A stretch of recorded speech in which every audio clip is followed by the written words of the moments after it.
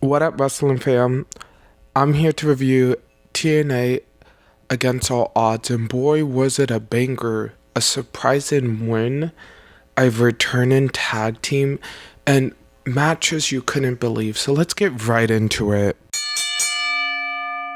We kicked the night off with the Elegance brand versus Xia Brookside, Maya Grace, and Haley Hudson. It was so good. The Elegance brand came out with full devil looks. The match was really good. Hurley and Maya did some cool tag team spots, like a double suplex and a leg drop combo, but the Elegant girls used a distraction and slick teamwork to dominate and hit a multi-woman tag move for the win. But the craziest thing is, after the match, the Elegance was gloating about it, and then we heard this. Guys, the Iconics are back. Billy Kay and Peyton Royce, aka the IInspiration, and they're here to inspire the TNA Women's Knockouts Tag Team Division, and I'm here for it. Ash didn't look too happy. She was screaming in the ring saying, "How are they back? I thought we got rid of them." But the IInspiration is here to kick some Elegance butt, and I can't wait to see how it all unfolds.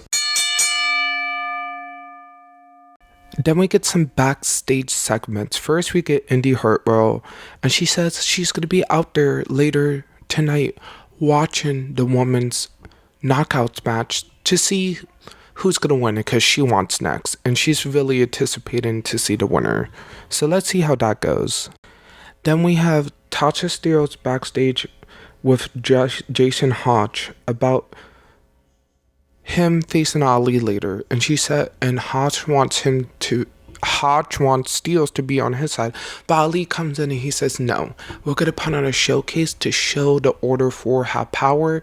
Steelz is on my side."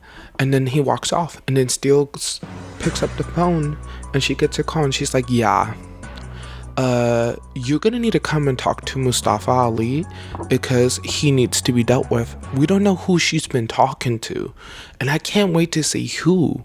Like, we don't know who. This is getting very interesting.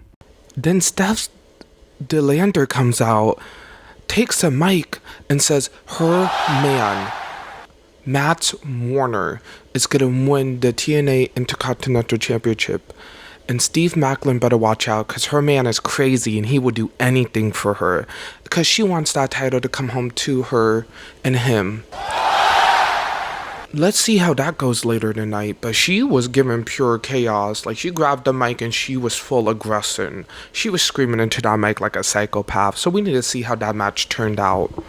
And then Santino comes out giving a heartfelt promo talking about his match later tonight with Robert Stone. Robert Stone comes out with his girls, and he says, "If I win, you would never step foot in TNA again, Santino, and also I will make Ariana Grace my maid." And Santino's like, "Really? Come on." And they're about to fight. And then out of nowhere, Matt Cardona shows up, and he's like, "You know what? I'm not a NXT guy. I'm not a TNA guy. I'm a free agent. Both companies screw me the hell over. Let me be the special guest referee because I have no preference." And later tonight, Matt Cardona becomes the special guest referee. What is going on? Then after all that craziness, we get the TNA Intercontinental match with Steve Maclin and Mance Warner. It was hard hitting, chops, apron slams, elbow drops from Steve. Not once, but twice. Stephanie Lander tries to get in multiple times, but couldn't. Both men go on the top rope, beating the hell out of each other, falling off the top rope. Both men get knocked out. They come back fighting, stronger than ever. And Steve Maclin wins with the KIA for the win. The crowd was chanting, "This was awesome." And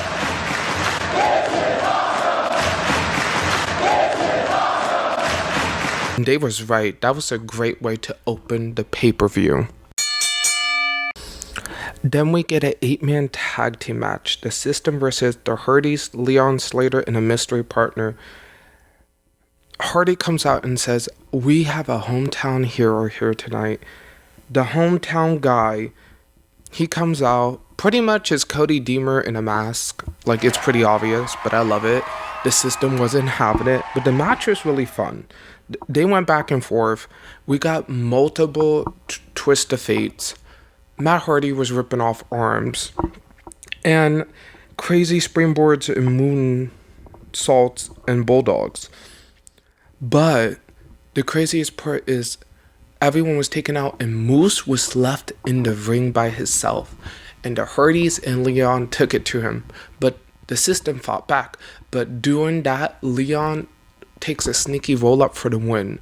And Leon is coming for that X Division Championship. And I'm going to say it now. He's a future star in the making. Then we got a really good match with Mustafa Ali and Josh Hutch. It was pure chain wrestling, impact for DDTs, multiple high-flying spots that left my jaw dropped. Tasha Steelz left because Ali was telling her to watch, but she couldn't. But at the end, Ali hits not one, but two 450 splashes for the win.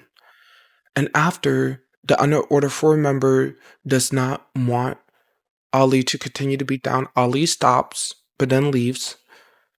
But something is coming. Tasha Steelz was making that call earlier. They're getting reinforcements, and I can't wait to see who it is. Is it someone that we know that used to work with Ali, or is it someone new? We just don't know. It's getting really interesting. Then we get a backstage segment with the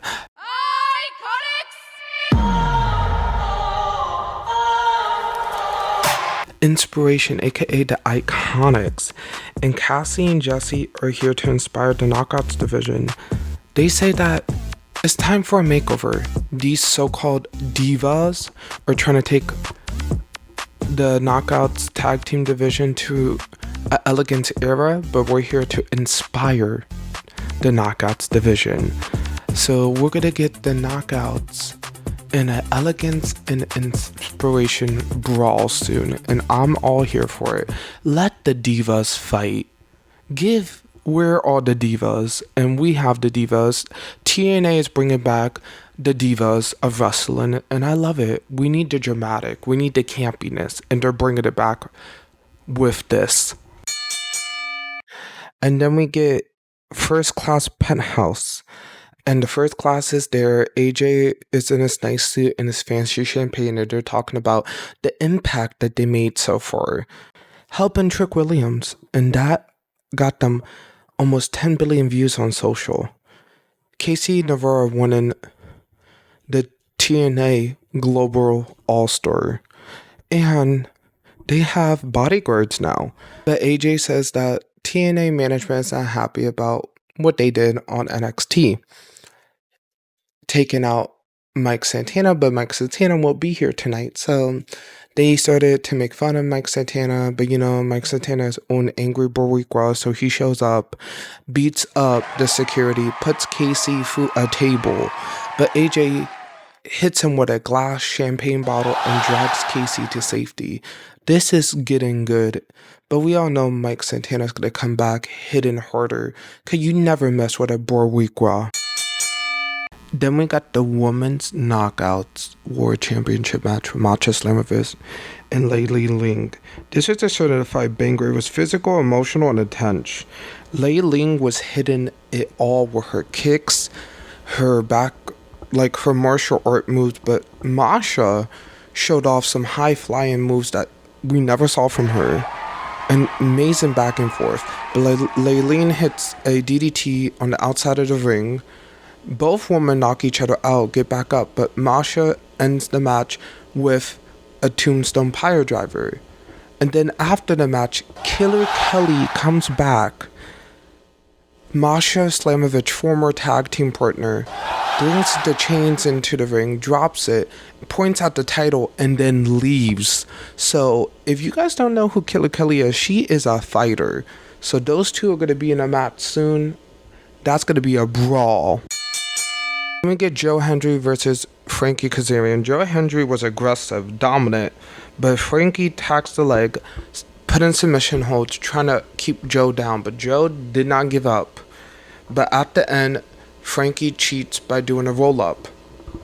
And then he does an interview making fun of Joe. Joe chases him. but his legs give out and he can't chase him. We're going to get a rivalry match later on, and this is just building to be a perfect feud.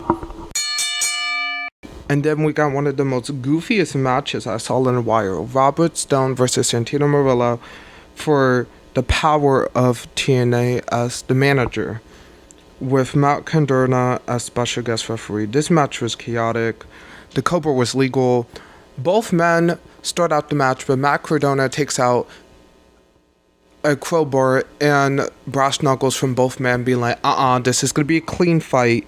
But, Robert Stone keeps getting his girls involved. Tessa Blanchard gets kicked from ringside. She steals the Cobra. Victoria Crawford tries to, get involved. That doesn't work. But Aaron Grace pulls Robert Stone's leg, and then he falls off the top rope, and Santino just goes at it and hits the Cobra for the win. That was so good, and I liked it. It was funny, it was goofy, and it was fun. And that's what I like. We need to have a couple fun matches like that to break the tension, and that was a good way to break the tension before the last two matches. Then we get the Nemeths versus the Rascalz for the tag team titles. The match was really fast-paced. Both teams did some amazing cool tag moves, but at the end, due to some sneaky tactics, the Nemeths won by cheating. I feel like this is going to lead into an honor match for the titles, and I'm all here for it. And then we get the main event, Trick Williams versus Elijah for the TNA World Championship. And everyone backstage was watching this match to see who was going to win. It was good. We got some chain wrestling, some good back and forths. Elijah goes old school, but then, AJ shows up. I don't know, some crazy stuff happens. Trick pulls the turnbuckle protector. He tries to bring in a chair like Elias Couture. Then AJ hands Trick the title. He knocks out Elijah and then pushes him into the turnbuckle for the win. What an ending. It was crazy. And that pretty much proves my point that my prediction was true. Somebody was going to get involved. And Trick has pretty much a faction, and I can't wait to see where it goes. But that's pretty much my review of Against All Odds. Please like, comment, and subscribe. Share the podcast. And come on, guys. Literally, wrestling is taking over this summer, and I'm here all for it. So stay tuned, because I will be covering it all.